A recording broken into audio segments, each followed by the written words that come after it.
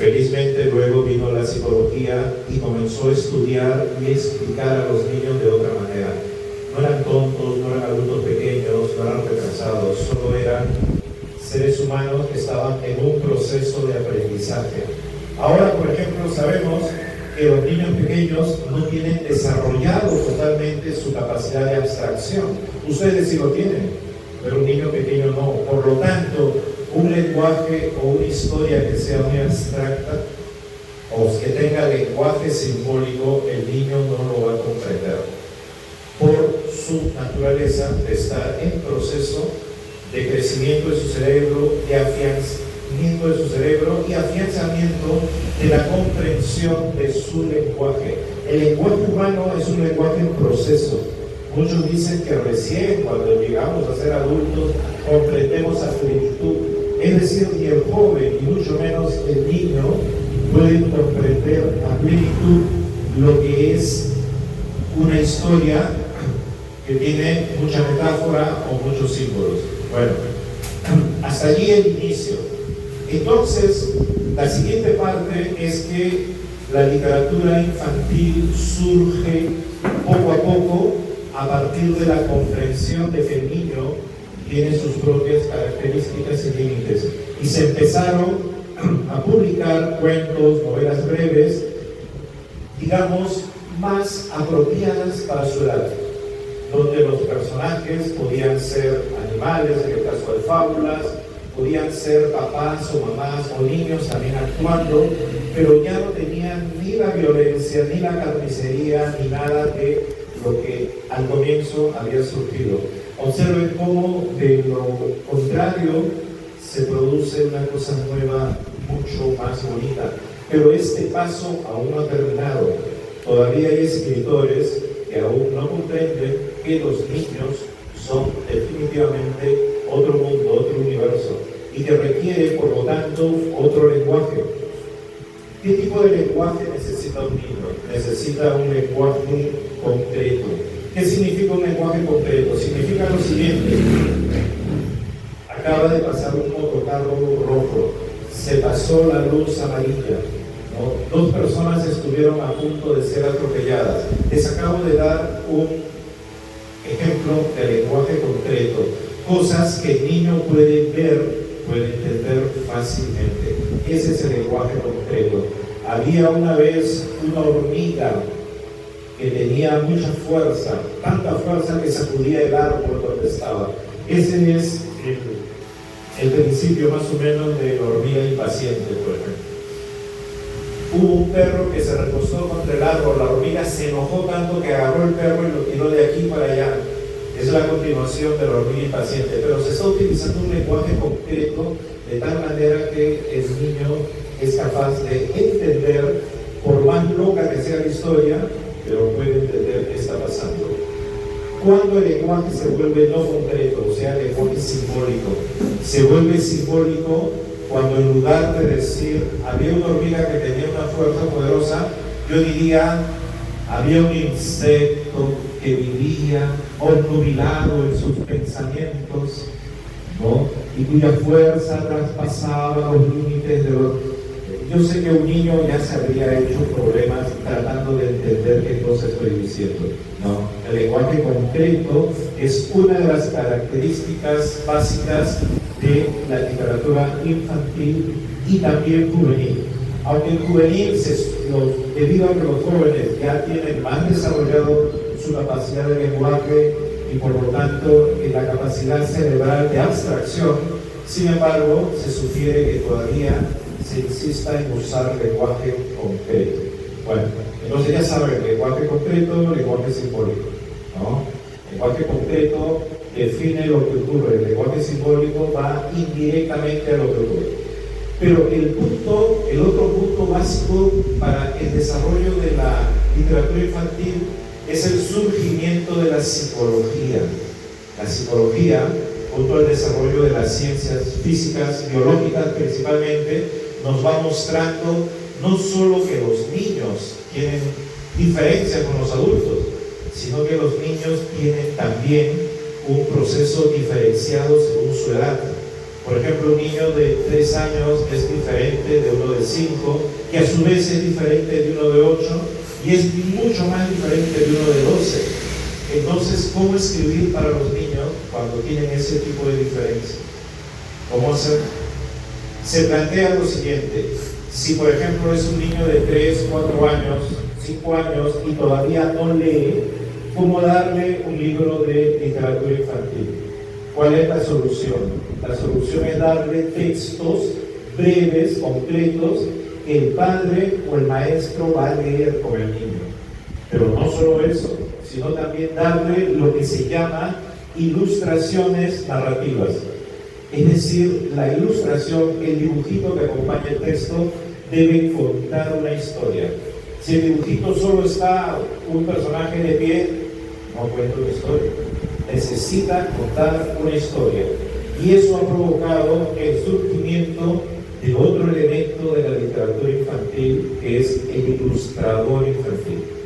El ilustrador infantil no es cualquier dibujante que hace cosas bonitas, no, sino que es un ilustrador que comprime la imagen. Por ejemplo, un ratoncito no lo dibuja exactamente como es un ratoncito, sino hace una síntesis de ese ratoncito que el niño puede identificar. Y además ese dibujo se parece de alguna manera a los dibujos que hacen los niños. ¿Sí? No son dibujos de niños, sino para niños. Entonces aquí estamos entrando a un punto cada vez más específico. Ha surgido el escritor especializado, que usa un lenguaje concreto, que usa un lenguaje o historia de acuerdo a las edades. Surge también un ilustrador específico. Yo no sé si en Tarapoto exista, o en lugares cercanos existan ilustradores especializados, pero lo cierto es que se requiere siempre ilustradores especializados en literatura infantil.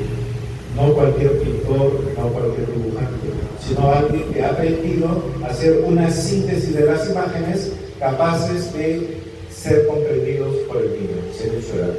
Bueno, pues aquí no acaba todo, como les dije. La psicología nos va enseñando cosas, y la pedagogía, o sea, los maestros también ponen lo suyo antes de que intervenga el escritor.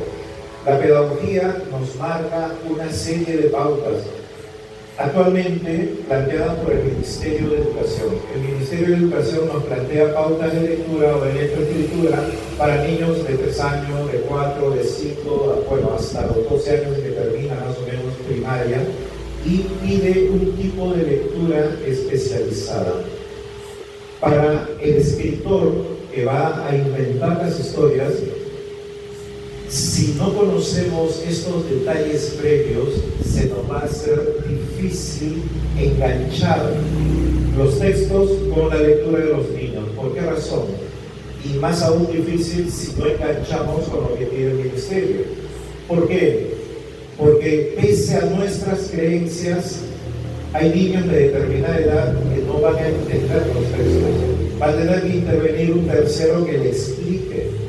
Y si eso ocurre, entonces no hay una experiencia de lectura. Y lo que queremos es la experiencia de lectura. Entonces, cuando a mí me preguntan, por ejemplo, ¿para niños de qué edad?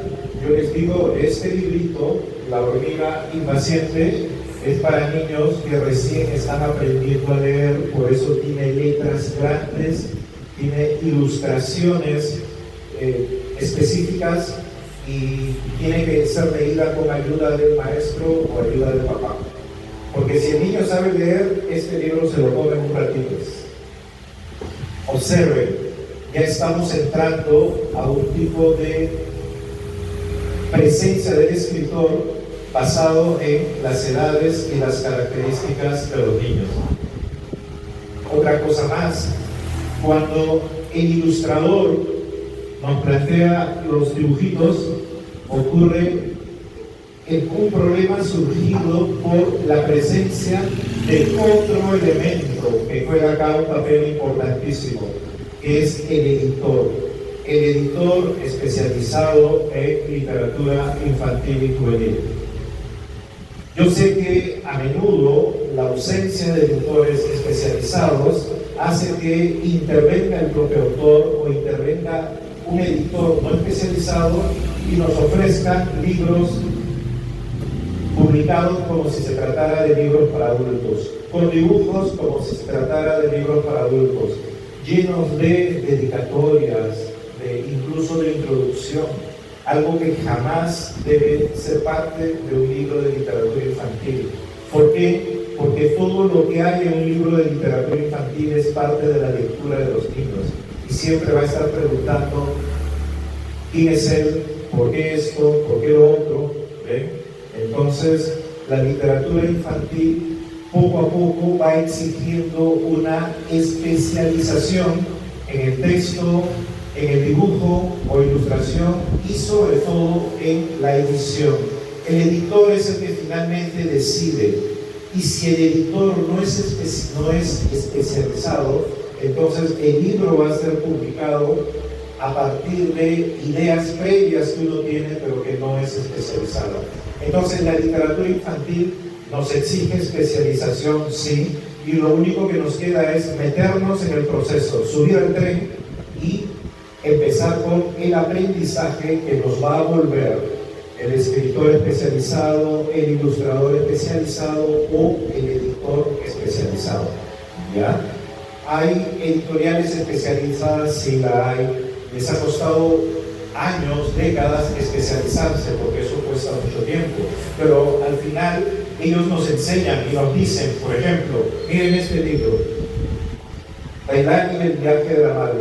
Yo tuve un amigo que era editor y que me dijo, ponle más color. Si tiene más color, vente.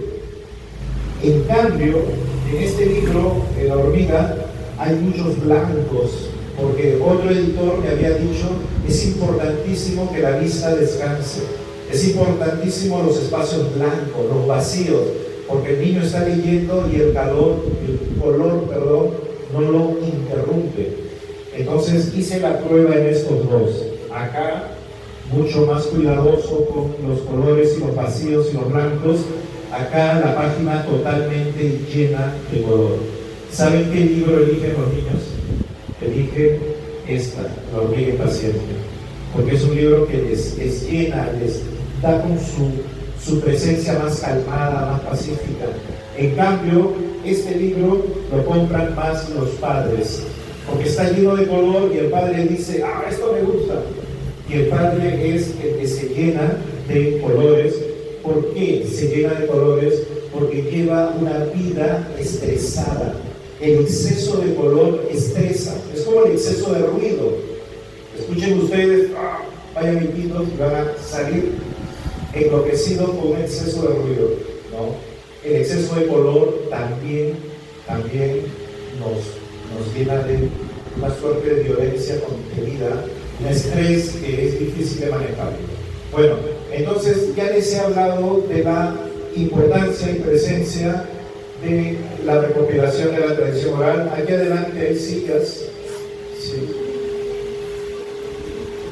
La presencia de la tradición oral como originaria de la tradición, de los cuentos infantiles, el aporte de la psicología. Adelante. Bueno.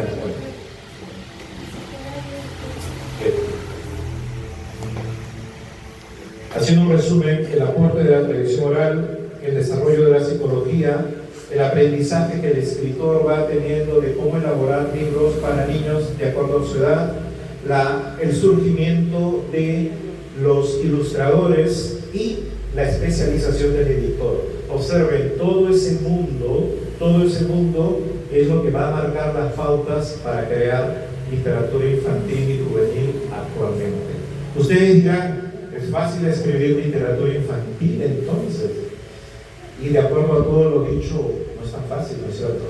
Hay mucho aprendizaje previo, y sin embargo, la situación en la que nos colocamos tiene una tradición muy rica, sobre todo en la Amazonía. Observen lo siguiente, la primera revista de literatura infantil que surgió en el Perú se llamaba Trocha y surgió en Iquitos en el año 1941. A partir de ahí se ha desarrollado una gran cantidad de libros de literatura infantil basados en parte en la imaginería de la tradición oral amazónica, todo un Chichihuachakis, etc. Y también en lo que se ha dado en llamar fábulas, o sea, los animales actúan, ¿no? Antes era muy común, pero ahora han surgido nuevos temas donde los niños participan en viajes espaciales, viajes en el tiempo, porque recuerden una cosa, los niños ven series, animes, dibujos animados, cómics, como quieran llamarlo, donde el intercambio en el tiempo, intercambio de personajes, intercambio de voces es muy común. Entonces son los escritores los que a veces estamos un poquito atrasados en la construcción de historias, y más bien los niños están acostumbrados desde pequeñitos a ver una serie de aventuras donde viajan en el tiempo con monstruos, etcétera, etcétera.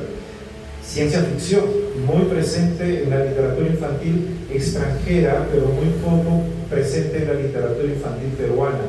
Eso no quiere decir que yo estoy pidiendo que hagan literatura infantil de ciencia ficción, no, solo señalo cuál es la situación. Entonces, comprender primero que la literatura infantil sí tiene un tipo de especialización, nos va a hacer entender los siguientes principios. Cualquier cuento no es un cuento para literatura infantil, no lo es. Yo les pregunto, ¿cuántos cuentos de Francisco Izquierdo Ríos son aptos para niños actualmente? Bueno, a mí me gusta el Bagaicico, pero si me preguntan por otros cuentos, pues no puedo decirles nada. ¿Cuántos cuentos de Carlota Carvalho, que es una extraordinaria narradora infantil, son aptos para literatura infantil? ¿Cuántos cuentos de lo que nosotros escribimos son aptos para niños? O sea, un niño puede gozarlo, leerlo. A mí me encanta asustar a los niños con mis novelas, pero a los niños más grandes, ¿no? Los más pequeñitos tengo que hacer historias más pequeñas. Nina y la casa abandonada, por ejemplo, o la saga de Nina que yo tengo, Nina y los Yanapumas, Nina y el barco fantasma. Ya terminé de escribir Nina y el hombre del sombrero. Son novelas de terror que les encanta a los niños, pero a los niños más grandes y a los jóvenes. ¿Por qué? Los psicólogos dicen que el miedo, el terror es útil para despertar una serie de neuronas, una serie de elementos que el niño tiene media despiertas, media dormidas, y la serie de terror los despierta y eso les ayuda a desarrollar otras opciones. Cuando yo era niño no me decían eso. Cuando yo era niño me decían: te vas a asustar, vas a orinarte en la cama, te va a dar tus traumas, hay que llevarte al psicólogo. Más bien que ahora el psicólogo dice: no, los cuentos de terror son buenos. Observen qué importante es estar al tanto de estos conocimientos científicos para poder crear historias nuevas, historias de terror. Bueno, con eso termino la primera parte de mi exposición, que es un recorrido. La segunda parte que les dije era las preguntas para negar de alguna manera lo que estoy contando. Y la tercera eran las preguntas de ustedes. Bueno, en la segunda parte empezaría diciendo que el término literatura infantil es un término ambiguo y muy poco adecuado actualmente. ¿Por qué? Porque han surgido experiencias de literatura infantil que rechazan o eliminan todo elemento literario. Por ejemplo, existe el libro álbum. El libro álbum es un tipo de literatura, o de libro, mejor dicho, es un tipo de libro según el cual predominan las imágenes y el texto se reduce a su mínima existencia. Por ejemplo, les voy a poner un ejemplo, un libro álbum a 2 páginas y el título es, el texto es Yo vivo en un país feliz. Y el dibujo nos muestra un país caótico con los motocarros golpeándose, otro asaltando, otro lleno de suciedad, las calles un desastre, en fin. Observen ustedes la contraposición entre el texto Yo vivo en un país feliz con un dibujo que dice todo lo contrario. Esos son los libros álbum. No necesariamente dice lo contrario, pero sí nos plantea un problema, que casi todos son dibujos, casi todos son ilustraciones narrativas. ¿Y dónde aparece el escritor? Hay libros álbum donde no hay ni una sola línea escrita. ¿Y dónde aparece el escritor? Entonces, ¿cómo llamar literatura a un objeto que no tiene nada de literatura? Entonces, por eso les decía, el término literatura infantil se está volviendo obsoleto en ese tipo de libros, pero no termina ahí. La literatura infantil también se vive de otra manera. ¿Saben cómo? Desde la oralidad. Ustedes han oído hablar de los cuentacuentos. Por supuesto, ¿no? Alguien viene y les cuenta una historia y los niños, qué bonito, chévere, excelente. Y se terminó, no han necesitado leer nada, pero es una vivencia de literatura infantil. O los audiolibros, que la maestra pone un disco, clic, y todo el mundo escucha lo que ha sido grabado previamente por un autor, etc. ¿Y dónde está la experiencia de la lectura del libro? Pues no la hay. No la hay. Entonces estamos llegando a un punto en que la literatura infantil se está poniendo en, ¿cómo llamarlo?, peligro a sí misma. El término literatura deja de tener sentido en este tipo de experiencia. No sé si en Tarapoto algún día llegaremos a ese tipo, a ese extremo, o ya hemos llegado y estamos compartiendo experiencia entre la lectura, entre la oralidad, y tal vez más adelante con el libro álbum, porque el libro álbum exige lamentablemente un ilustrador especialista en literatura infantil. Problema número 1 entonces, ¿no? Literatura infantil en debate. Problema número 2. ¿Qué ocurre cuando al escritor que escribe literatura infantil no le interesa nada de lo que hemos dicho? Y escribe un cuento para niños y lo publica en un libro para niños, y obviamente el libro no es apto para niños. Ya sea porque tenga un lenguaje muy simbólico, muy metafórico, muy difícil, muy ambiguo, o ya sea porque tiene historias muy violentas. Las historias violentas para niños no solo están prohibidos en el Ministerio de Educación, sino cualquier psicólogo te va a decir, no puedes darle esa lectura a los niños. No se puede, porque los niños necesitan otro tipo de alimento literario. ¿Y qué pasa cuando el autor no le importa y hace eso? Entonces estamos cayendo en un pequeño problema, y a ese autor hay que informarle y decirle, no escribas así, por favor, son niños. Necesitamos empezar el proceso de formación del autor. Ya, y no solo el autor. ¿Qué pasa si un ilustrador ilustra un libro para niños lleno de violencia, de muerte, de sangre? Pues volvemos al mismo problema del autor, ¿no es cierto? Necesitamos capacitar a nuestros autores, capacitar a nuestros ilustradores y capacitar también al editor, porque ¿por qué el editor ha permitido eso?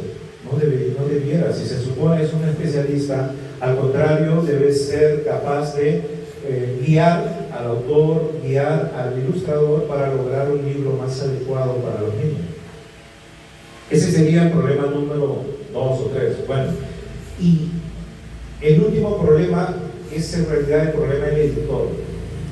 Creo que de alguna manera todos los problemas de publicación del libro de literatura infantil, aunque en realidad de cualquier tipo de libro, está finalmente en las manos del editor. El editor es la persona que diagrama o manda diagramar el libro con un determinado tipo de letra, con determinados dibujos, y sobre todo el uso de los colores en los dibujos es importantísimo. El editor es el que decide dónde va el texto y dónde no va. El editor finalmente aprueba ya, y este editor, ojalá todos tuviéramos un editor así en cada región.